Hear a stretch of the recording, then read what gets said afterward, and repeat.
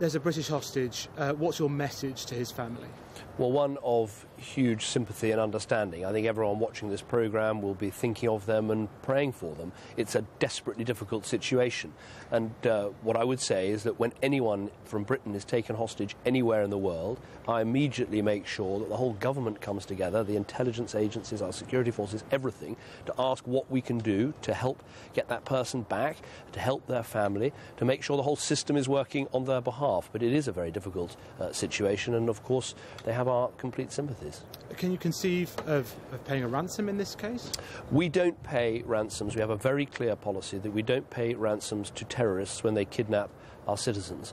And I, at the G8 in Northern Ireland, got other world leaders to sign up to this very important declaration. And it's important people stick to it, because I'm in no doubt that this particular terrorist organisation and others around the world have made tens of millions of dollars from people who have paid ransoms. And that money goes into kidnapping more citizens from European countries. It goes into buying weapons and arms, and it also goes into terrorist plots, including plots against our own country. So this is the right policy. It is a difficult decision, but it's the right thing to do. You're blaming our European partners partly for this kidnap? Well, what I would say is Britain doesn't pay for terrorist kidnaps. On other occasions, payments have been made. Sometimes I think governments have turned a blind eye, and I think that is deeply regrettable. As I say, from the intelligence and other information I've seen, there's no doubt this money helps to fuel the crisis that we see in Iraq and Syria. We've seen a certain ramping up of the rhetoric over the past couple of days about IS, you call it ISIL. Is this a slow drumbeat towards war, towards more concerted military action? What it is a recognition that this is an organisation that is a direct threat to our country. I mean, if we think about what happened in Afghanistan, there we had a Taliban regime that played host to al-Qaeda. Here in the heart of Iraq, we've actually got a terrorist organisation running a potential state with all the resources and money that involves. So, look, we have to take a long-term, tough, intelligent, patient view of this. We're going to have to squeeze it out of existence. It's going to take time. We start with the measures we take in our own country to keep ourselves safe. We then work with partners to put the pressure on this organisation. We're helping to get arms to the Kurds. We're helping to get an Iraqi government whose real responsibility it is to put the squeeze on this organisation. And then we work with allies and partners to ask what more we can do. You use the phrase "put the squeeze." Is the aim to destroy IS? Is that your aim? No, yes, no doubt. The world would be a safer place if we could squeeze this organisation out of existence.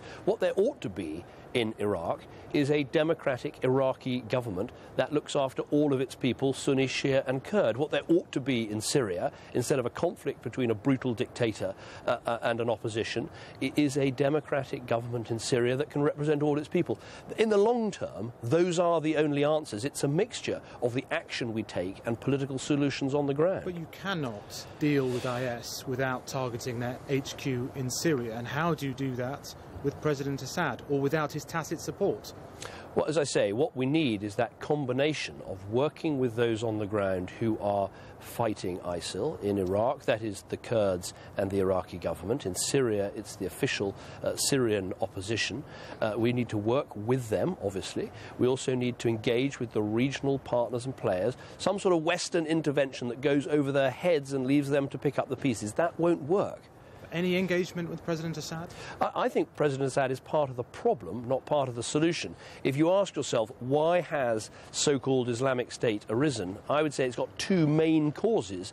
The cause of Assad brutalizing his own people without a stronger official opposition to stand up for them, and the failure of an Iraqi government to govern for all its people. Wherever in the world you have broken states and conflict, this poisonous narrative of Islamist extremism is able to get a foothold. We see that in Somalia, we see it in Afghanistan, and now, tragically, we see it in Iraq and Syria. Prime Minister, I detect a kind of combat weariness following on from the Syria vote, following on from the great debates about Iraq over the past 10, 11 years.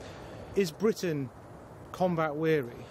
compared to where we were? I wouldn't accept that. I mean, as Prime Minister, I've been prepared to take action where it's in our national interest and where we can achieve our goals. And that's what we did in Libya, where we prevented a humanitarian catastrophe, where Gaddafi was going to slaughter people in Benghazi. You're leading from the back here. You're not wanting to get ahead of public we opinion. do need to learn the lessons of the past, and I think one of those lessons is that if you intervene over the heads of local people, then you're less likely to be successful. Here, the question we should ask ourselves is what more can we do to help those who are fighting the so-called Islamic State on the ground, the Kurds and the Iraqi government.